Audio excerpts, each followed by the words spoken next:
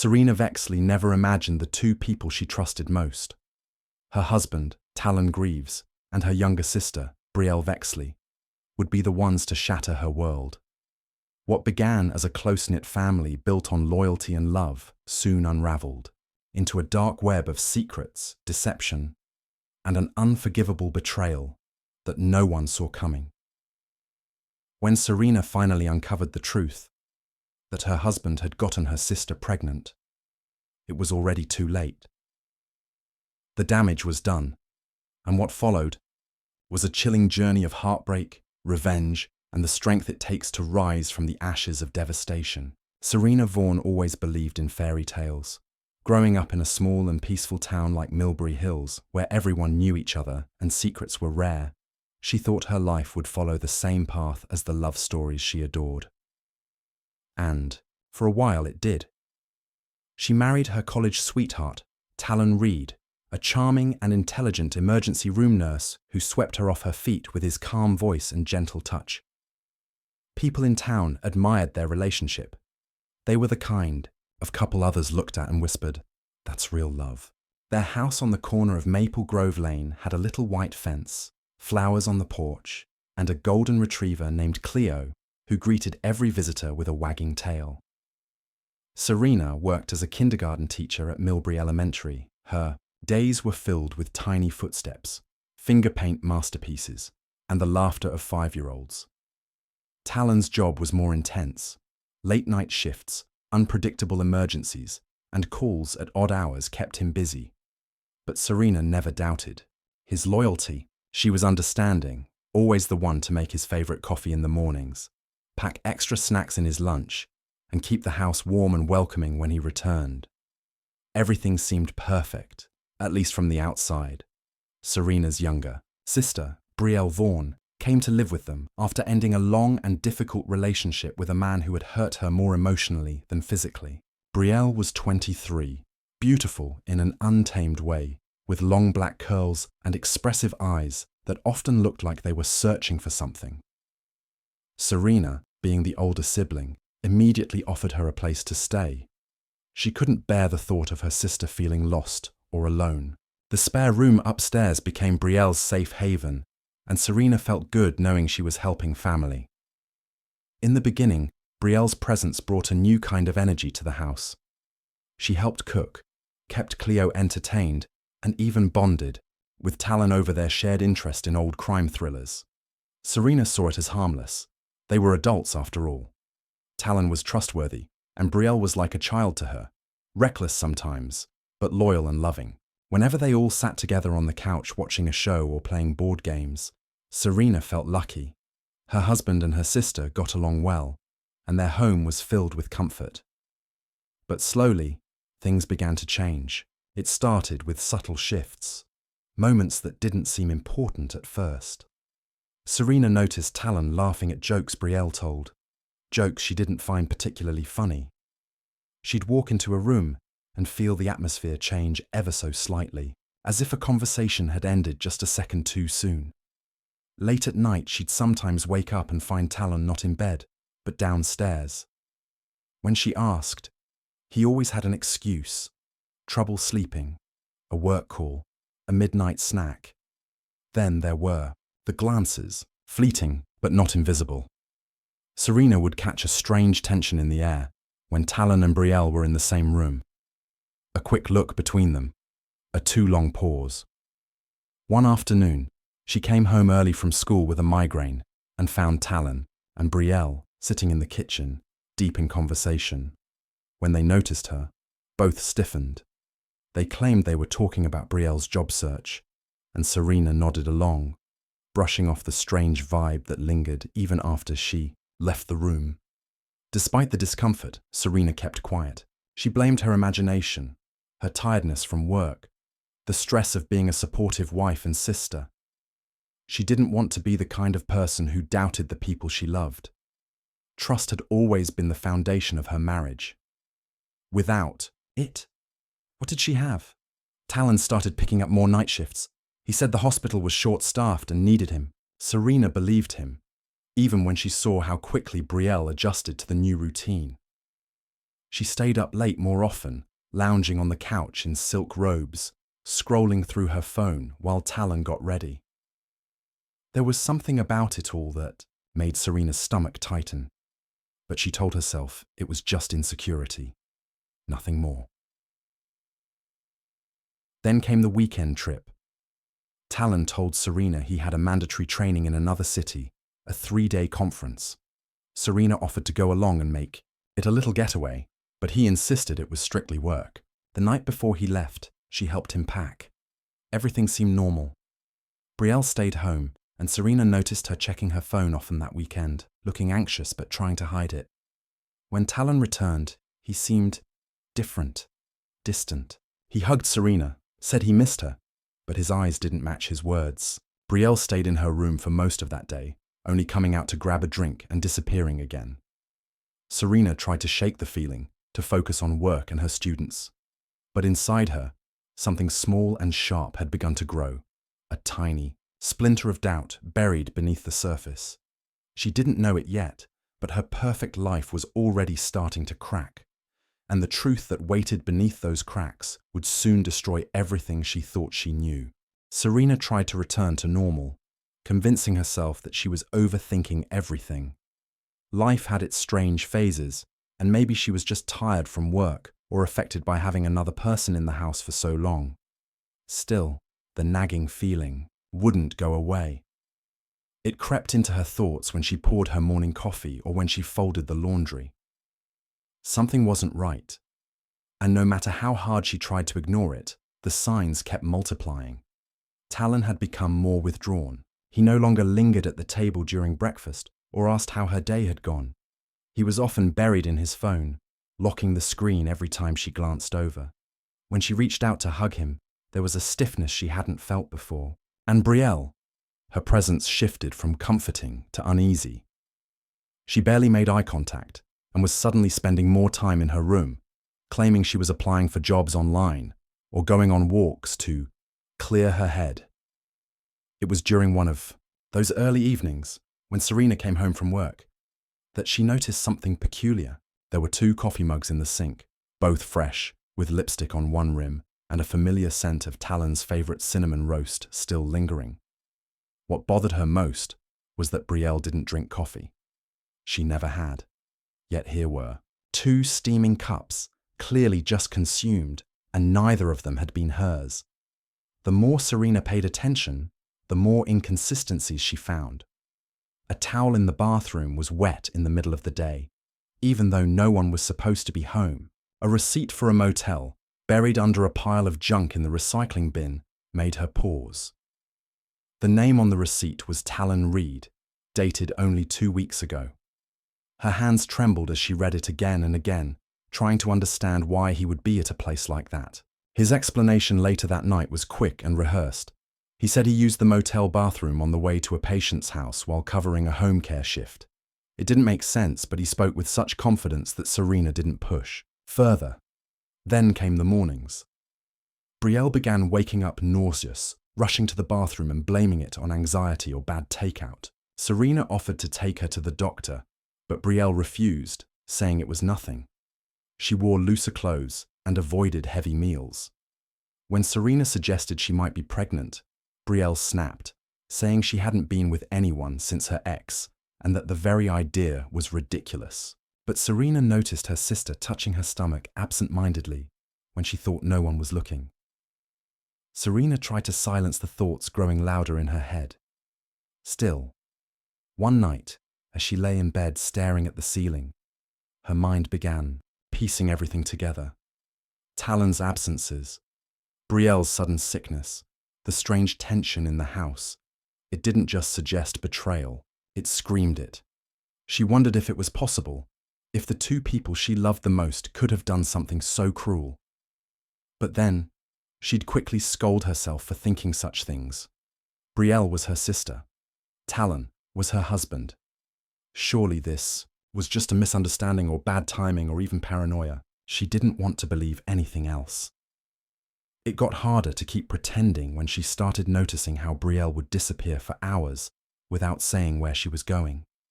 Once, Serina saw her walking back from the woods behind their neighborhood, When she asked, Brielle said she'd gone to think, but there was mud on her shoes and a strange look in her eyes, as if she had just come from hiding something rather than finding peace. Talon, too, grew more secretive. He changed the password on his phone, something he hadn't done in years. He no longer shared his work schedule. He claimed hospital policies had changed and they were being stricter with outside communication, but it sounded forced. He even accused Serina of being too nosy, brushing off her concerns and saying she needed to relax. The final push came when Serina found a pink earring under the couch while vacuuming. It was small, delicate, and unmistakably Brielle's. Serina remembered it clearly because she had gifted the pair to her sister last Christmas. She stared at it, sitting in her hand like a tiny piece of proof, and felt something inside her shift. There was no reason for that earring to be under the couch unless something had happened there. Something Brielle wanted to hide. Serina began losing sleep. Every creak in the floorboards made her heart race. She started leaving her phone on record while she was at work, hoping to capture a conversation, a confession, anything. At night, she stared at the ceiling, wondering how long it had been going on and how she had missed the signs. Her instincts screamed that something was terribly wrong, but her heart begged her to believe that it wasn't what she feared. Every day, her world felt more unstable, like a house slowly tipping off its foundation. But she didn't know that the real collapse was just around the corner. Something darker, more painful and irreversible was coming, and there would be no way to stop it once it arrived. Serina began moving through her days like a ghost trapped in her own home. The place that once felt warm and full of life had turned cold and unfamiliar. Each room carried a memory she didn't trust anymore. The couch, where she and Talon used to cuddle after long days, now made her skin crawl. The kitchen, once filled with shared laughter and clinking coffee mugs, now held silent, invisible tension. Even Cleo, their loyal golden retriever, seemed to sense something was wrong. The dog rarely wagged her tail anymore and often stared at the door, as if expecting someone to come back or something to fall apart. Every instinct in Serina told her something had already crumbled, even if she couldn't yet see all the pieces. She grew quieter at work, more distracted, forgetting lesson plans and misplacing supplies. Her students, young and innocent, noticed her sadness in the way they gently tugged at her dress or asked if she was okay. She always smiled and said she was just tired. It was easier than explaining that she might be losing everything. One night, unable to sleep, she did what she once promised herself she would never do. She went through Talon's belongings. Quietly, with trembling hands, she opened the drawers of his desk. She scanned old hospital documents, bank statements, and appointment cards. Most of it looked ordinary. But then she found a small envelope hidden beneath a stack of papers. It wasn't sealed, and when she opened it, her breath caught. Inside was a printed ultrasound image, dated just 2 weeks ago. At the top, it read, "Patient Brielle Vaughan." The room spun. Serina sat down hard on the floor, unable to move, for several minutes. Her fingers shook so violently she dropped the envelope. Her sister was pregnant, and hadn't told her. But that wasn't the worst part. What cut the deepest was the reality forming in her mind, louder and more undeniable than ever. The only man Brielle had spent time with, been close to, lived with, was Talon.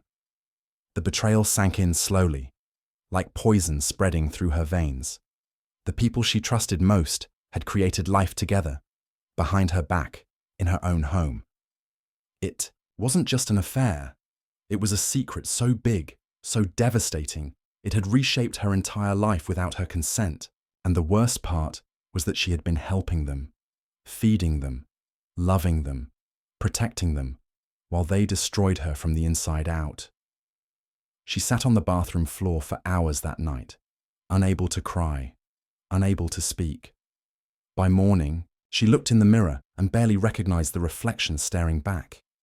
Her skin looked pale and drawn, her eyes hollowed by grief and disbelief. She didn't know what to do, who to confront first, or how to breathe through the growing storm inside her. Serina decided to stay quiet, for now. She needed to gather more proof, more understanding. Confronting them without a plan would only lead to more lies. She began watching them more closely, studying every glance, every exchange. She started noting when Betrayal left the house and when Talon followed shortly after. She tracked how often they disappeared at the same time, how quickly they turned distant when she entered the room. Then came the final confirmation. One afternoon, Serina told them she'd be home late due to a parent-teacher meeting. Instead, she returned an hour early and parked her car a few blocks away, walking the rest of the distance in silence. Her heart pounded with every step. As she crept toward the house, she noticed the living room light was off, but saw shadows moving inside. She quietly approached the side window and peered through the curtain.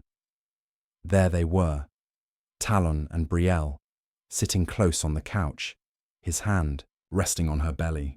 They were talking softly, smiling, sharing a moment that looked too intimate, too sacred to be anything other than what it was. Talon leaned forward and kissed Betrayal's cheek, and she reached for his hand, holding it tightly. Serina felt something shatter inside her. Not break, shatter, like glass under a hammer. She stepped back from the window, her breath caught in her throat, her vision blurred, her body numb.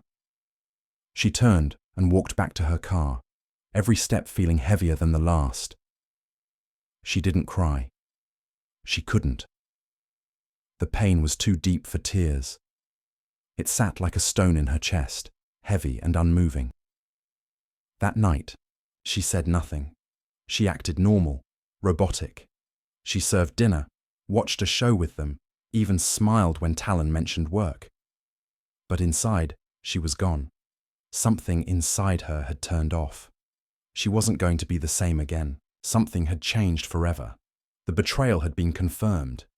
Now, the only thing left was to decide what to do with the truth.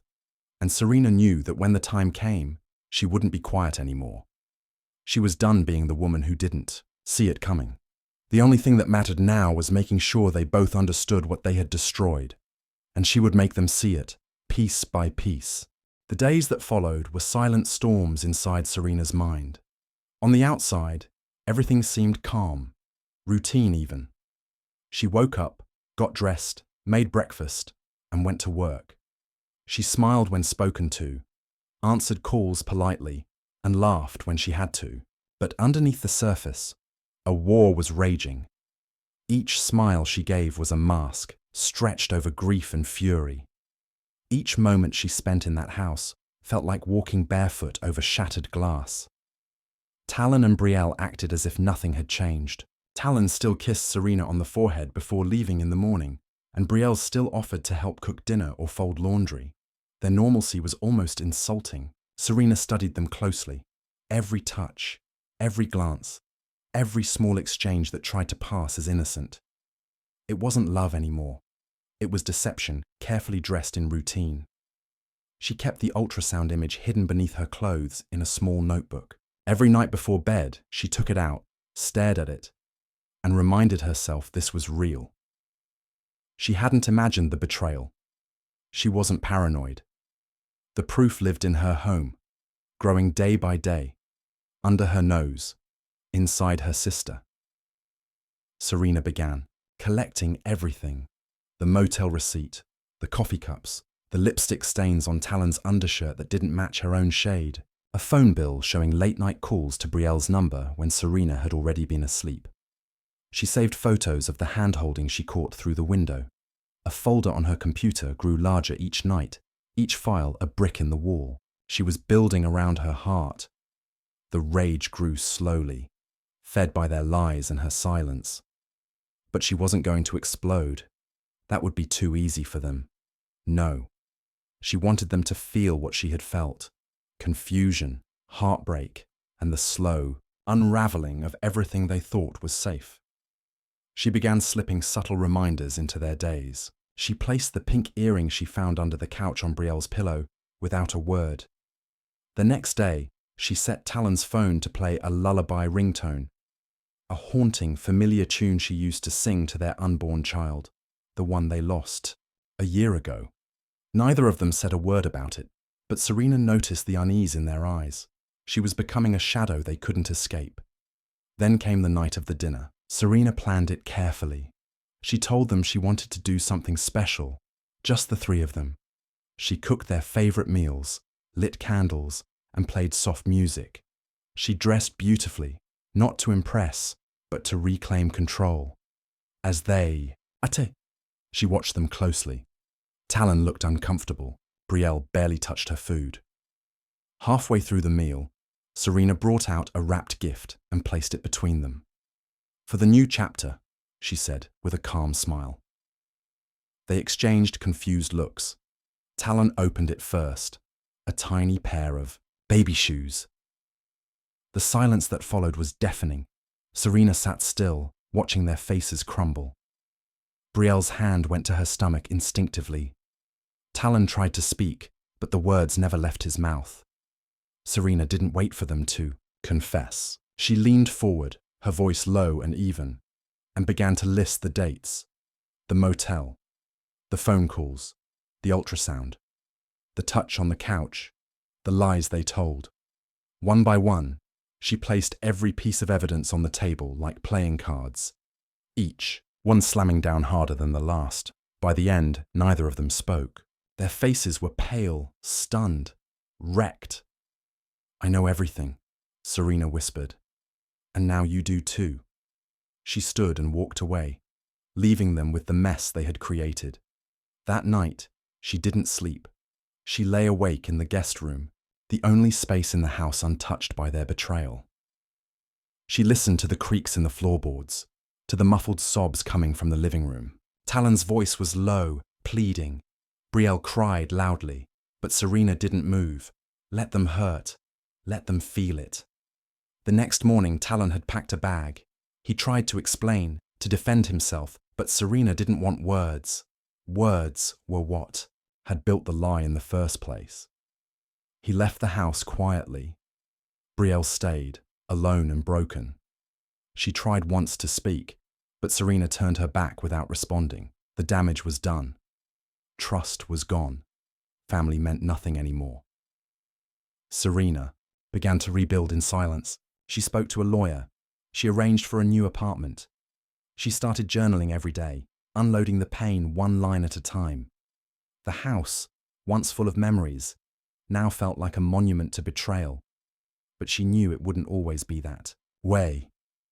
She was changing. Her strength was returning, and they were left behind to deal with the ruins of their choices. The story wasn't over, but the chapter where she was the one being lied to was. Serina stood at the edge of her new apartment, staring out the window as morning light filtered through the thin curtains. The quiet hum of the city below was a comforting reminder that life was still moving forward, even when everything inside her felt like it had come to a stop. The apartment was small, just one bedroom, a compact kitchen, and a living room that barely fit her couch. But it was hers. No ghosts lived in its corners. No secrets hid beneath its floorboards. It was the beginning of something unfamiliar, but finally honest. It had been a month since she walked away from the home she once shared with Talon and Betrayal. In that time, Serina had learned to breathe differently. The pain hadn't vanished, but it had shifted, less like a blade and more like a bruise. Still sore, still there, but no longer bleeding. She'd cried most nights during those first few weeks. Not because she missed Talon, but because she missed who she thought he was. The man who promised her forever. The man who once held her while she grieved their lost child. The man who turned out to be a stranger. Betrayal had stayed behind in the house, too ashamed to face anyone in the family. Word eventually spread. Whispers made their way through Serina's relatives and co-workers. Some looked at her with pity, others with admiration. But she didn't want sympathy. She didn't want to be a tragic story people told in quiet tones. She wanted to reclaim herself, her life, her peace. She'd blocked Talon's number and deleted every photo of them together. She no longer wanted to scroll through memories that weren't real. The final blow had come 2 weeks after the dinner. An envelope left at her lawyer's office. Inside was a formal letter from Talon, asking her to consider forgiveness. He said he wanted to co-parent with Betrayal and raise the baby in a home filled with love, claiming he still cared for Serina and hoped one day they could all be a family again.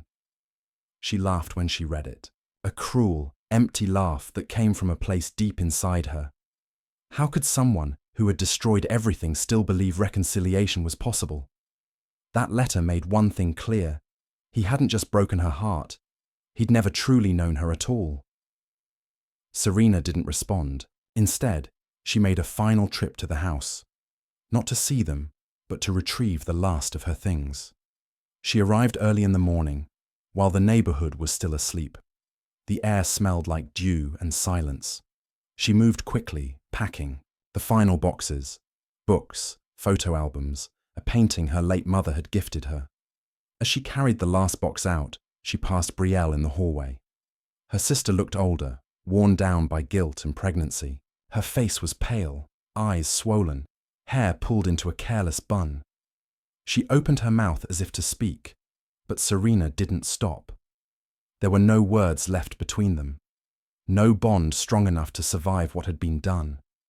Some wounds couldn't be healed. Some betrayals couldn't be undone. Serina left without looking back. Her new life began with quiet mornings and strong coffee. She spent weekends walking through local parks, sometimes sitting by the river with a notebook, scribbling thoughts, goals, plans. Therapy helped. Her therapist encouraged her to write letters she'd never send. To Talon, to Betrayal, even to the unborn child. She cried as she wrote them. But she felt lighter afterward, as if shedding the weight of things never said. She didn't swear off love, but she promised herself she'd never again ignore her instincts. She'd never again silence her own voice just to keep someone else comfortable. And most importantly, she wouldn't let their betrayal define her story. She was more than what they did to her. She was still here, still standing. Spring arrived, and with it, small signs of hope.